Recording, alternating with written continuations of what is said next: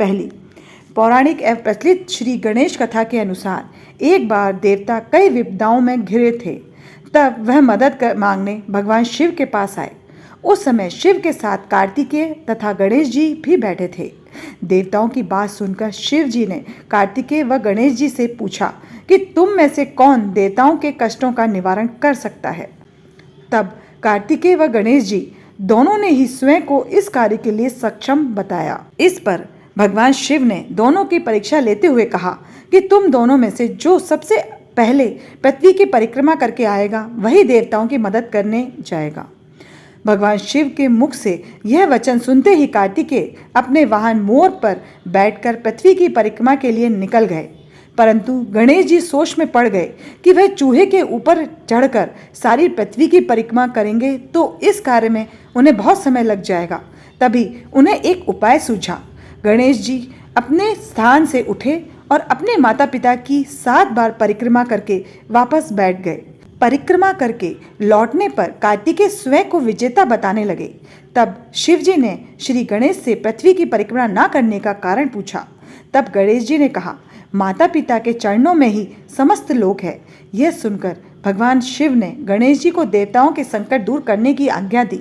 इस प्रकार भगवान शिव ने गणेश जी को आशीर्वाद दिया कि चतुर्थी के दिन जो तुम्हारा पूजन करेगा और रात्रि में चंद्रमा को अर्घ देगा उसके तीनों ताप यानी दैहिक ताप, दैविक ताप और भौतिक ताप दूर होंगे।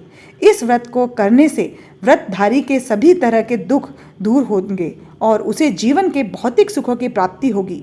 चारों तरफ से मनुष्य की सुख समृद्धि बढ़ेगी। पुत्र पौत्रादि धन ऐश्वर्य की कमी नहीं रहेगी। गणेश चतुर्थी व्रत की दूसरी कथा। एक समय की बात है, राजा हरिश्चंद्र के राज्य में एक कुम्हार था। वह मिट्टी के बर्तन बनाता लेकिन वे कच्चे रह जाते थे।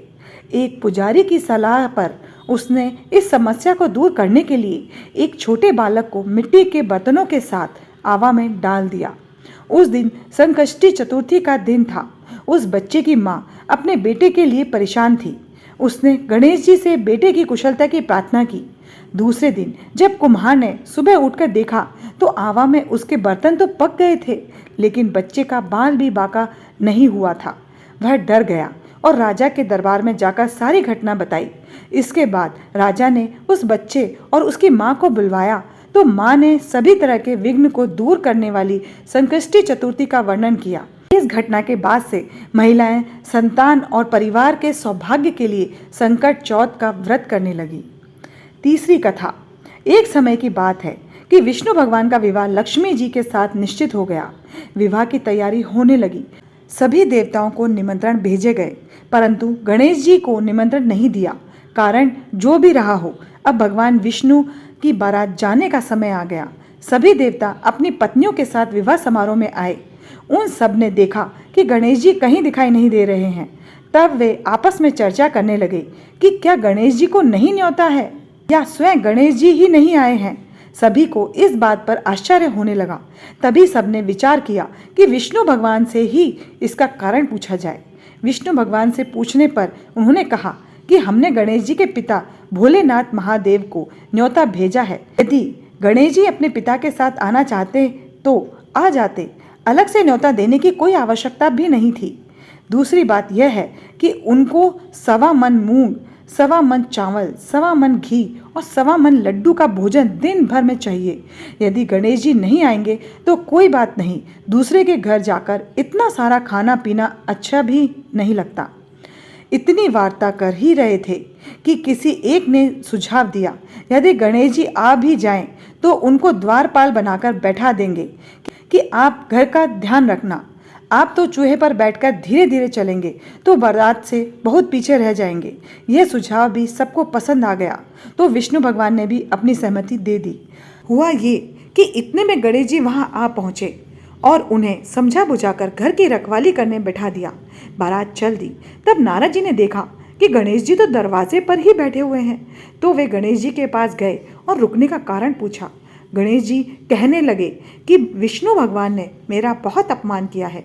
नारद जी ने कहा कि आप अपनी मूषक सेना को आगे भेज दें तो वह रास्ता खोद देगी जिससे उनके वाहन धरती में धंस जाएंगे।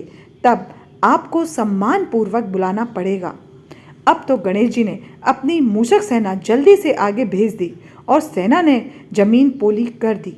जब बारात वहां से निकली तो रथ के पहिए धरती में धंस गए। लाख कोशिश करें परंतु पहिए नहीं निकले। सभी ने अपने अपने उपाय किए परंतु पहिए तो नहीं निकले, बल्कि जगह जगह से टूट गए। किसी की समझ में नहीं आ रहा था कि अब क्या किया जाए। तब तो नारद जी ने कहा, आप लोगों ने गणेश जी का अपमान करके अच्छा नहीं किया।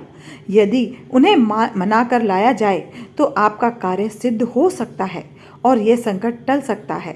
शंकर भगवान ने अपने दूत नंदी को भेजा और वे गणेश जी को लेकर आए। गणेश जी का आदर सम्मान के साथ पूजन किया। तब कहीं रथ के पहिए निकले। रथ के पहिए निकल तो गए परंतु वो टूट फूट गए। अब उन्हें सुधारे कौन? पास के खेत में खाती काम कर रहा था, उसे बुलाया गया। खाती अपना कार्य करने के पहले श्री गणेशाय नमः कहकर गणेश जी की वंदना मन ही मन करने लगा। देखते ही देखते खाती ने सभी पहियों को ठीक कर दिया। तब खाती कहने लगा कि हे देवताओं, आपने सर्वप्रथम गणेश जी को नहीं मनाया होगा और न ही उनकी पूजा की होगी, इसलिए तो आपके साथ यह संकट आया है। हम तो मूर्ख अज्ञानी हैं, फिर भी पहले गणेश जी को पूजते हैं, उनका ध्यान करते हैं। आप लोग तो देवतागण हैं, फिर भी आप गणेश जी को कैसे भूल गए?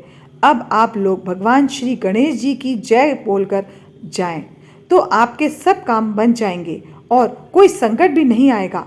ऐसा कहते हुए बारात वहाँ से चल दी और विष्णु भगवान का लक्ष्मी जी के साथ विवाह संपन्न करा के सकुशल घर लौट आए।